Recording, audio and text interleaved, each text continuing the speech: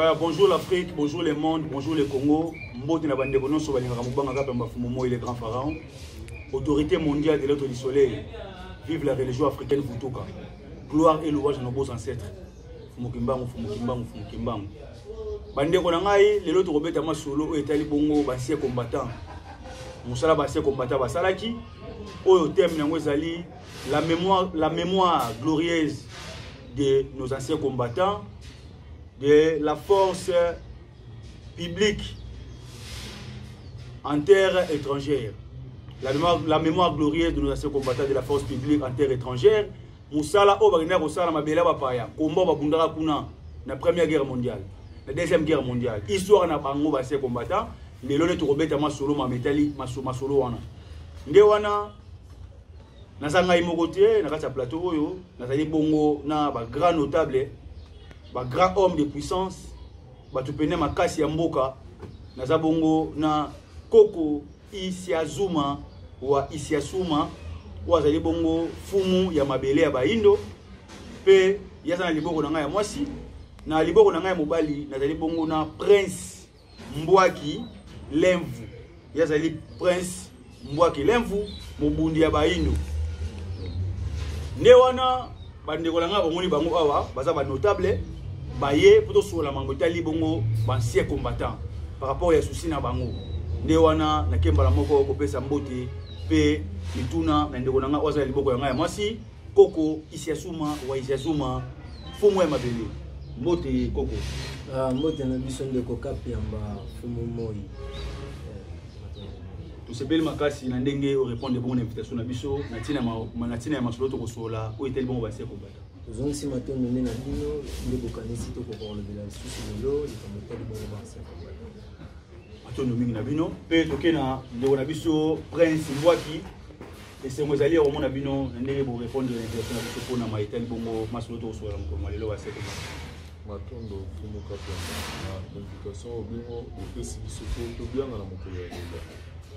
Ndenge wana bandeko na ngai masolo za awa masolo elengi makasi toza bongo na ya Prince ya villa ya territoire moko ya mboka ya fumu ya mabele otobenga ba chef coutumier mwana muyombe donc voilà to robeta masolo etali bongo masolo pene ya makasi mingi nde wana mitune ya biso zali boye fumu Isiazuma Koko Isiazuma wa Isiazuma ma etali bongo ba chef combattant iso na bango pene za nini ba chef combattant babundaka pona nini pe guerre ngo zaka na ezaka ya dia nini do betele biso no histoire ba se combattant bo toye bango bande ko bazo ko landa biso ba ko comprendre ba se combattant musa basalaka pe pourquoi to commémorer bango batika na mémoire na biso po ba o batika na mémoire ba o basaka mama malonga so mamnia malonga ba chef kuti ba nani ba se combattant basalaki po bazala commémorer na ba mémoire na biso pe ça biso non oui ancien combattant va participer makasi na kambota libongo la paix sur le plan mondial.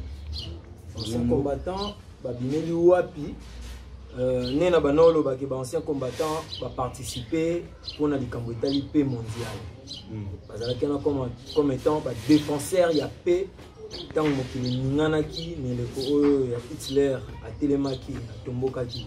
Mais bon ancien combattant soto zongi mo muke na kata nzela yango alobi ko posomoindo nzela boko na biso to komona ete ba ancien combattant bazali fruit ya réclamation soit ya commandement ya Fumukimbangu na ba prophétie na ye relaté le 10 septembre 1921. Le 10 septembre 1921 en Banza Sanda kunande Fumukimbangu alobaki ete que la guerre éclate encore en Europe pour que l'homme noir acquiert sa maturité qu'il a perdu depuis le temps. Nebongo, roi belge, Léopold II, Mokonzi ba belge, oyo azalaki awa azaki Congo lokola parti na ye moko ya mboka. Donc parti ne lupangu na ye, akomisaki mabele na biso lokola ya ye, akomisaki biso lokola batu na ye, yenda azalaki lokola bongo mokonzi na biso, ne leko wana asalisaki moi recrutement pour ba former ba soldats. Bakoka kotelemela ba intérêt na ye mais leur guerre est ko salama donc ba recrutement au roi Léopold asala qui n'est pas colonial ya ko ba soldat o ya zwaki ezalaki nde po ba défendre po ba nani ba protéger ba intérêt ya Léopold. Oui, à l'époque wana ba soldat wana ba formaki bango pour ba défendre ba intérêt ya le roi Léopold parce que roi Léopold abandoko sala ba caoutchouc avant kozwa mabele nyonso ezalaki donc disons mabele nyonso ya Congo ezalaki propriété privée ya roi Léopold II. Ce qu'on ancien combattant rôle na bango za nini pourquoi to commémorer bango soki baza œuvre pe ka ya roi Léopold II il y a recruté pour ba projet ba intérêt na ye ce qu'on ancien combattant to comme ça pourquoi bon ba ancien combattant ba limité ki karaté na ba intérêt ya roi Léopold II. Roi Léopold II ezalaki juste ba fruit pe ya ba effet ya prophétie ya Mfumukimbangu réalisation nango parce que là Mfumukimbangu a dit que la guerre éclate encore en Europe guerre ebandelaki kuna babandi ko beta kuna Belgique a se sentir menacé et c'est ngaki ke aya kozonga pe pa na eloko baninga no bazongaki na ba colonie na bango ba français bazonga na ba colonie na bango ba Sénégal ba Brazzaville et c'est ngaki Belge pa zonga pa na ye là bazongaki na pa na ye nenga banako kanisa à l'époque quoi là ba kozonga na Congo nde azwaki ba soda oyo ya rekitaka pona ba intérêt na ye ayo kopesa bango lisiko moi formation pe a recruter lisusu ba misusu parce que ça dit ba recrutement moko forcé. Si je suis comprends par rapport à ton histoire, quand la guerre continue en Europe, entre Bango, Belgique va se sentir menacée. Parce que Belgique a sali recours dans le Congo. Ailleurs, les soldats congolais vont aider pour y aller le colonisateur du Congo. Voilà l'histoire est claire maintenant. Donc, dans le sens, il y a commémoration. Ceux qui ont commémoré les anciens combattants, les alliés dans le cadre de paix dans le monde. Parce que les anciens combattants de la force publique, les alliés qui forcent mon corps invincible parce que babanaki ko réincarner force ya tata Nempungu Tulende bazaki ana na kat na bango ezaki na bateau bazaki ko détenir force ya électricité o ezo cadrer na kat ya foudre donc kaki lelo mundele azosalela le nucléaire mais le nucléaire eza na C ya électricité électricité eza force o eza ko bimela na kat ya kake kako na biso bayebaki déjà kolamba kosala kake oyo ebandaki komanipuler yango epesaki baforce na bango kuna parce que bakendaki na bafétiche de guerre et puis bazalaki bien formé et puis bazalaki uni bayebaki ke toza bacongolais awa esika toza kokende boye tokoki kosala intérêt ya bato moko boye mais eza mpe mpona cause moko boye tokoka kosauve mokili nde bakendaki kobunda na baéthiopie bakendaki na balibye bakendaki na Egypte, bakendaki na Algérie, bakoma kati na Israël, baketi na mboko tobengi Tanzanie, baketi na Rwanda, kobunda bitumba ya Tabora, Asosa, Shaba, Gambela, Sayo, bitumba wana ezaki bitumba oyo bakoko na biso babundaki avec force, avec courage, avec dignité, nde balongaki etumba wana, pe basisaki na bolamu bayi kozonga. Mais le problème en est que ceux qui le lot là commémorer ancien combat. Mémoire na bango. Mémoire ya ba ancien combat. Après bango bunda guerre nini yaki bazali récompenser na guerre wana wa bundaki to ekenda na ngoka ina percevoir. Ba droit net nini soit récompense ni opesa bango parce que bango ba gagner guerre grâce na bango de guerre deuxième guerre mondiale première guerre mondiale ici là. Ba combattre comme on non namo. Parce que ba récompenser bango te benengeni. Mais les anciens combattants congolais ont été spoliés et pas Belgique. Belgique a coquille qu'on reconnaître bango bien té a coquille qu'on na kokolo baté dédommagement dans mondial na kokolo bana bango pété que pas ko foot dans monde alelo na ko mema bango na sens il y a conscientisation. La Belgique doit être conscient. Il y a qu'on comprendre que il y a eu des Congolais, dignes Congolais, qui ont été intérêt. Na bango, ba Belge, ba défendre qui Belgique, ba aida qui Belgique abima sans nyongo na guerre mondiale parce que Belgique a qui temps ya ko explorer ba minerai à chikolo quoi. Et ouais, ça la qui force et ça les force les États-Unis les là. Ouais, ça la qui force il y a Belgique. Ouais, ça la qui que Hitler a koka konzima ko signé amnistie. Oh, toujours qu'il y a le 11 novembre. Oh, ils ont une journée d'amnistie à anciens combattants. Les lobbies sont en Congo sans il y a commémoration. Moi, je a commémoration, to bunga yango. Sans on a commémoration, ko commémorer. Parce que ko commémorer, eza simple rituel té. Oh, ils ont même abisso et à kokanisa mutu. Mais ils ont pratiquement comme pratiquement il y a préservation, il y a mémoire.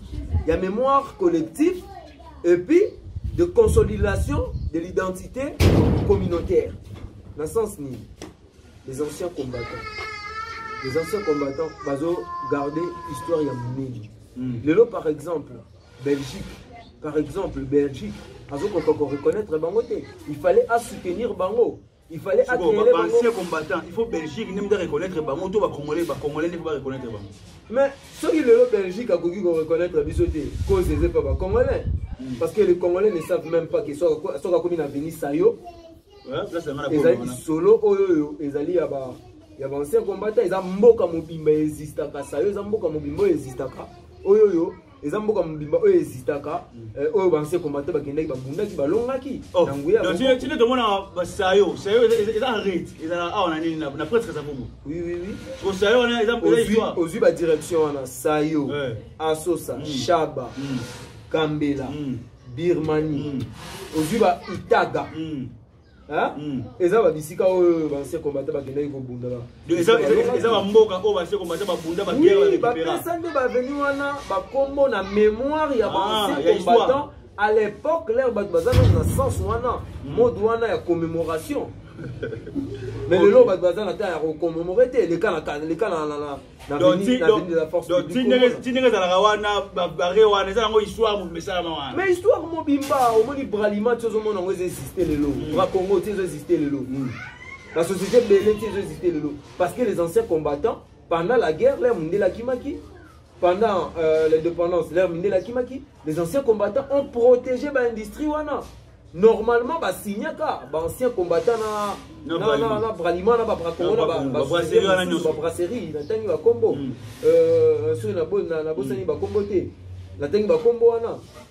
Bah signaki na bango ke chaque mois recette au bralima par exemple, bracongo par exemple, et que ça là ba société mususu, il faut pas payer ça bango pourcentage il y a pas payer ça bango 3% ya recette wana. Si vous avez par exemple Wenze Gambela, Wenze Gambela est un ancien combattant. Donc Wenze Gambela est un ancien combattant. Gambela c'est aux mémoires des anciens combattants. Oui. Donc Gambela est un pays où ancien combattant ancien combattant babundi na Tanzanie. Oyoka solo ya Tabora na Tanzanie. Babundi na roi bunda na Algérie. Babundi na Éthiopie, babundi na Libye, baki kobunda na Moyen-Orient kuna. On voit balongi bitumba. Parce que bako na biso tous les bon donc Fox na bango zanini tous les venus autres ba dans ce monde na presque ça vous boana. Sayo Force Gambela Birmanie Itaga eza ba kombo o ba mboko ba kangaka. Banga ba mboko belé so ba 6 so ba 7. Nde wana tozongela yo ba ndeko bo rester branché tout ça bon Fumo mabele koko isiasuma wa isiasuma wazali bongo fumo ya mabele ayo ko défendre basse combattant pour reconnaître ba misala basse combattant basalaki ndeto kempe mbala mo epa ya prince mbwaki lemvu waza prince mabele moko na kasa Congo wa tous wana pe mabeteli bongo basse combattant pour expliquer nini bon masolo so ndenge ndeko na biso isiasuma wazo ko expliquer yo attaque prince parce que ba prince tu sais ba sur royaume ya kaka yo prince Suko, tu vois bien République démocratique du Congo. Ma belle on peut tekama. Tu évites surtout tout son ngani ngani. Yo to moni au prince ya royaume moko oya.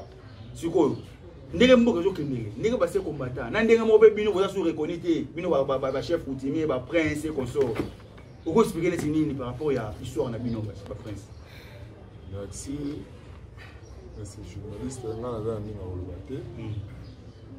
Ngai ndeti ngai na part na ngai to na part ya bakumu nyonso ya mokili ya Afrika toye kosenga nano ata na libeko likunzi na biso tobengi constitution to mona ke pouvoir na biso ba continuer esala nini ezonga ndenge bana kini nde balobaka soki likolo nzambe na se l'état après soki ndenge nini te ezalaka bongo te ezalaka nde likolo nzambe na se bakoko na biso ezalaka leta te po mabele oyo eza ya leta te eza nde ya bakoko na biso leta nde akodépendre na liputa to na nsima ya mokongo ya bakoko na biso yango mingi toza yango ya koloba olobeli oyo très important très capital donc mabele eza ya leta te mabele eza ya bakoko na biso parce niasi ni kopesa la place oyo ba comprendre leta ka nani bakoko mpe baba nani niasi ni oyo nga nakoki kolobela bakoko bazalaki bato ya yambo na kati ya mokili oyo ya Afrika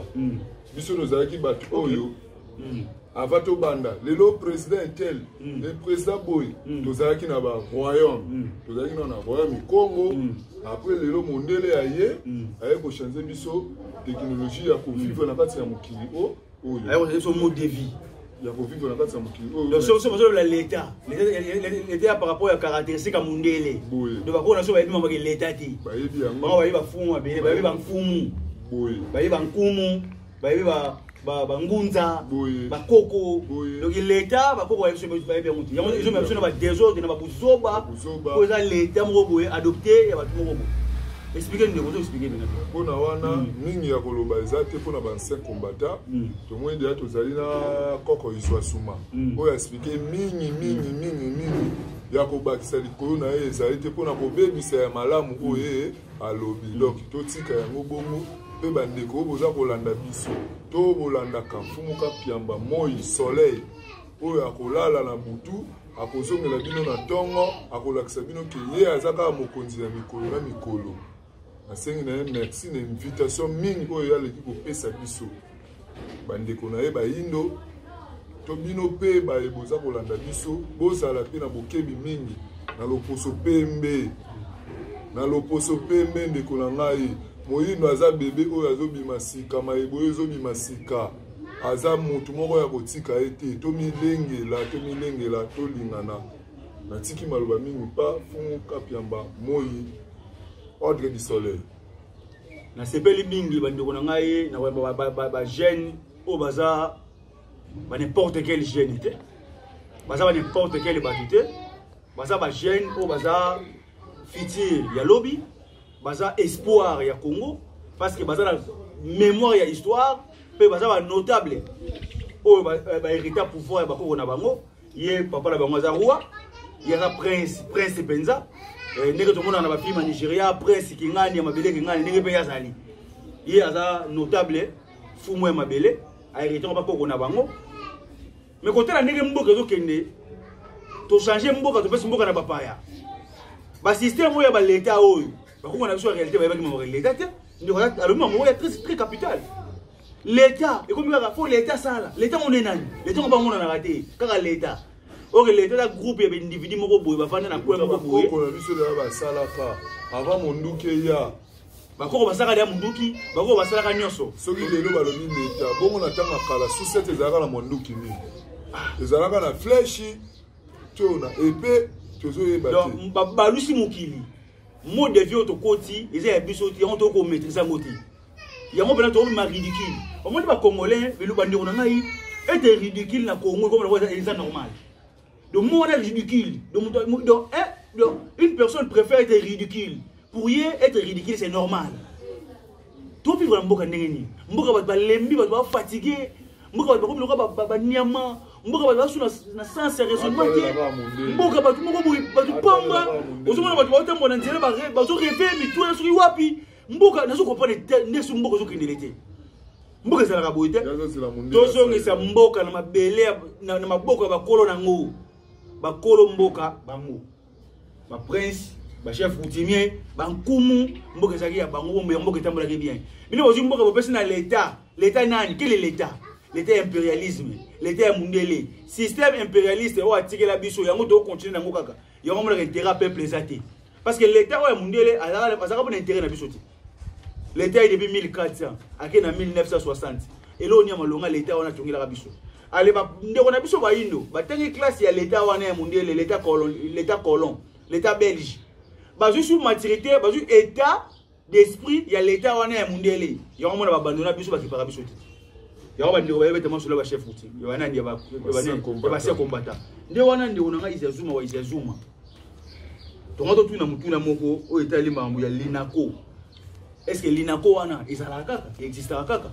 ba ndeko ba ki expliquer bango oui linako existera kaka linako d'ailleurs aza ko bengisa la jeune nyonso papa nyonso ba maman nyonso population congolaise tout entière et puis tous les amis des anciens combattants de la force publique les sika nyonso bazaleli au bazana Belgique au bazana Paris au bazali partout en Europe parce que guerre wana et même qui impérialiste n'a pas communiste.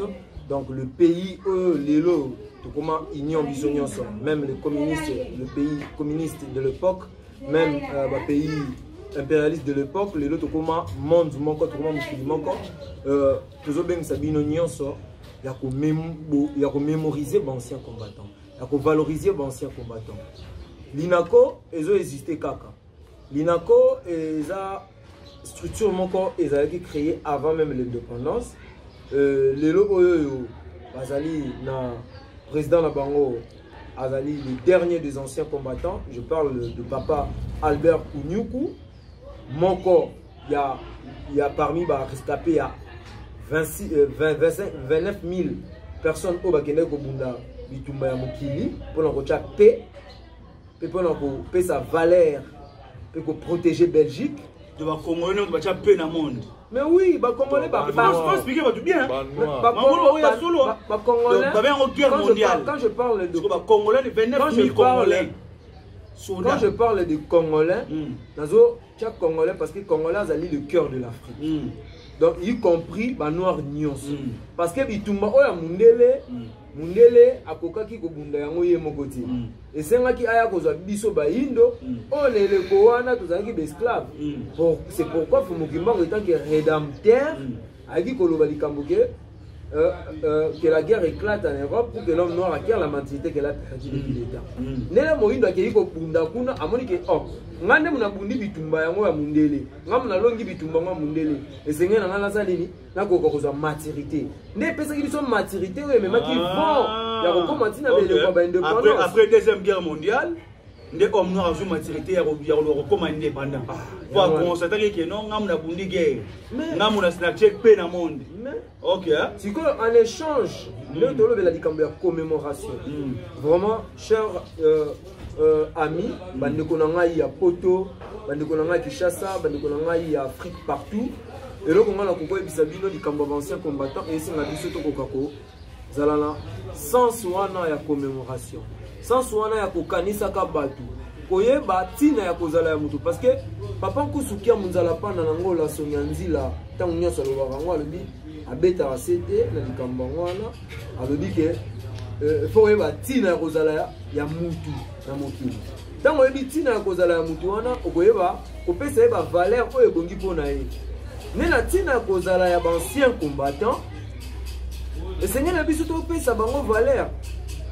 Pour ba baleka ki biso yambo. Lelo biso dans la nouvelle génération oyo tozoya na kati ya lobiko lo poso moindo oyo tozoya na liberté mentale et spirituelle physique. Tozana essence ya koyeba valeur ya batongo lelo kapya mafumu mo ya bengisi biso poto sa ni tolo bela likama ba ancien combattant tolo bela ba droit na bango tolo bela survie na bango yango tolo baki ba ndeko na ngai ba congolais bata mbongo na Congo bazate parce que mbongo na Congo e osa yelo côté bata mbongo na biso musana bango so ka ba mbongo no boka ngo na ba boîte de nuit komerango masanga obomba pa mondele obomba pa na ba banka mindele koso amema mwasi kuna na bana kuna parce que bazolia ba mbongo ezanga vie ba l'argent sans âme bazolia ba mbongo ya ba aveugle ba mbongo ya ba combattant ba o ba kufa na ba guerre bazolia ba mbongo ya bazolia ba mbongo moko boya ba tout ba kolia ba mbongo na bango te ya ba moni ba mbongo wana ezo sila bango na mupepe mondela kimisi banki ya monene na Afrika akeko sala ngo na Europe pona tous les africains azwa mbongo na ana kati Afrika ki na kobomba kuna azwa mwasi na ye to bana agene kotangisa kuna ana Afrika etika la kaka bongo donc to éviter neni to kolobela po ordre du soleil ni mutazo pese la nyonso na kati ya mokili bato moko bazanga bomoi bato bazana bomoi te baosani bato vivre ko la fleur ba tshoko na kata po fleur waza liberté azo dépendre na mutu alona ki so mutu na bakele maite mutu na do fleur na ko kufa mais fleur waza libre aux états sauvages so e constater que personne la bloc exact a pousser misana na musere no lo bloc olia être libre c'est normal qu'être procurer quelque part ya vraiment ba zo reconnaître ba se combattant bon moi moka buso ba lembi comment tout le monde est fatigué autant mon anzelo mon ba mo bo ilo ba la bo moité de ba moribond on ba cadavre animé ibe même zo tambola ba kongala ba kominde ngwana nde wana tuzaki bona koko Izazuma chef ya de fumo ya mabele ya baindo pena Prince Mbwaki Lemvu nde wana tokotika bango ba moi liloba moko pona bandeko po tout ça là des annonces émission maton nomini bandeko nyonso bisikana so kolandela biso message on a koka ko lancer zali l'INACO existera kaka. L'INACO étant ASBEL, association sans but lucratif, et ça on a pour défendre les droits et l'intérêt à anciens combattants, servi sur le plan social na bango, n'engeni ba ko vivre, n'engeni ba ko prendre soin na bango, batungi la bango ba cité, batunga miser pour na bango, batunga ba hôpital, ba soutenir bango, ba soutenir bana na bango. Va prendre soin de basi na bango, ya famille na bango. Donc, tout le monde reconnaître les anciens combattants. Et surtout que nous avons la chance. Excusez. On a misé les accords pour na o ezana rond-point Forestcom wana te. On les a misé te. On les a œuvre ya ba 5 combattants batza. Misé à solo ya ngwana mozalisi koko izwa sumande azali kolobela eza oyo avant so na ngina éclaircir na sens kuma lobi misé oyo monaka biso nyonso toyebi na libanda na kati ya Congo toyebi ke misé moko ezalaka na avenue triomphale misé wana ezali misé national et keko batie na rond-point Forestcom wana eza misé te mais normalement soki tokomi na point ya reconnaissance tozwi sens wana ya commémoration tokomema biso nyonso bakonzi na biso ete bakokoma na point ya créer musée militaire wana ezali pona ko commémorer ba anciens combattants ndenge koko alobaki que tozalaki na l'état te à l'époque wana donc tozalaki na l'état te oyo ya sens ya lelo mais tozalaki na l'état oyo ezalaki organisé parce que le roi Nkumu azalaki na ba sujet na yo ezalaki gouvernement il avait des députés ou bazalaki éli na chambre ya ba sage gouvernement ezalaki ba soda bazalaki parce que na misé to okuta kuna bangwai oyo bakoko na biso babundelaki ba fétiche de guerre bazalaki nango ya bitumba parce que chaque école ya mboka Congo ezana ba fétiche de guerre nango tokosenga na Belgique tokosenga na bino bandeko boza pe na poto kuna na mikila poto bomeka kosenga bomeka kosala ba revendication pour na ba droit ya ba anciens combattants de la force publique bomeka kosala ba revendication talande tinda ko ba anciens combattants kala mingi te ezala spolue ba anciens combattants ba ozasuna nda goûter l'INACO existe né na bandako loba papa Albert Kunyuku yona président ya INACO azali le dernier des anciens combattants il y a 40 à 45 au ba bundaki au bazaki sur le terrain na combat. Papa Albert Kunyuku a botami en 1922 na Manianga, na Congo central. Papa Albert Kunyuku a yokokota sous le drapeau en 1943. Matricule na ezali 97 9 13 11. Papa Albert Kunyuku azalaki na 5e bataillon na époque wana na kata bitumba wana. Asali parcours incroyable avec Israël, avec Égypte, avec Birmanie, a bundi bitumba tabora pe balonga ki yango et puis papa Albert Kunyuku a réclamé que to pesi nyonso biso ba anciens combattants na ba retraité to pesi nyonso na Belgique to pesi nyonso force na biso nyonso pour na honneur na ye pour na force na ye mais Belgique azokoka ko reconnaître biso te to ebisi ete ka aya ko futa biso ba mbongo ya bitumba to bundaki po bitumba to bundaki yango à volonté malgré que ezalaki sous ordre naé, sous pouvoir naé, sous obligation naé, mais bien sûr de ça qu'on avec bonne foi étant ancien combattant pour la cosa la nini, pour la paix à monde, l'accomplissement et la prophétie en Fumukimba. Et puis pour papa Albert Kunyuku alobi, mais bah qu'on reconnaître bango pour la service on a passé là bango parce que le lot sur Belgique les ali, le royaume bango les ali ti le lot makasi parce que il y a eu les Congolais au Babunda qui y a même des volontaires congolais qui papa mpanda mfumu mpanda oyo bakendaki na bango poto kokende makambo mosusu mais bakende komipesa bavolontaire babunda mpo na Belgique mais faut tomeka koreconnaître bafamille bancien combattant basi bancien combattant bavivre na vie ya pauvreté bana bancien combattant bavivre na vie ya pauvreté baza même pas na centre culturel historique où ils ont rassemblé histoire ya armée nyonso ya mokili oyo y compris ya anciens combattants baza même pas na musée baza même pas na cimetière bazo kunda bango éparpillé.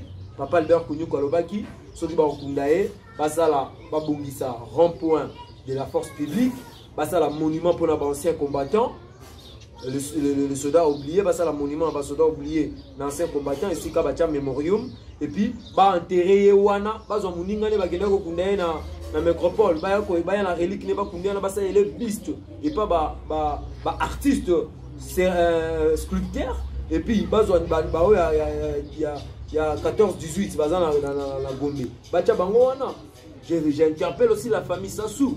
Papa Sassou, moi sinayo, papa na yazaki ancien combattant, bakunda epe wana. Il faut que luka, to meka ko consolider ba idée na biso, to meka ko consolider ba courage na biso, to meka ko consolider ba ambition, ba objectif na biso. Enfin, to ko comme on a point to ko reconnaître sens wana ya commémoration. O ezali pratique, ya conservation, ya identité nationale, pe ya identité communautaire. Maintenant mingi na bino bons. ingeta bandeko na ngai tebite soki prince mbwaki okolo baloba pona bandeko ko balanda biso na za mina koloba te mobekisi to molandi eza kaka funguki mbango matondo mingi nde wana bandeko na ngai tokozwa deuxième édition ya émission oyo mémoire glorieux de nos anciens combattants de la force publique o babundaki bongo na mabele bapaya les autres ali bongo na ba notable o bomona ngana bango nde émission na biso bendi suka ndeko na bino mo banga kape mafungo mo il est grand pharaon boyebi numéro na biso plus 243 89 90 75 85 pe bongo ba mituna na bino ni bokomela biso na ba commentaire ça la biso bien pesa biso force ko bala musala oyo parce que musala sala ngone pona bino bozala na ba évolution mentale nde wala to bagi mukimbango azala na biso ko kambala chito akanenda ko kapinga mona nzemba ko kolubilanji yenge kenyo bakulu beto twasakidela bwabuni bakambwani.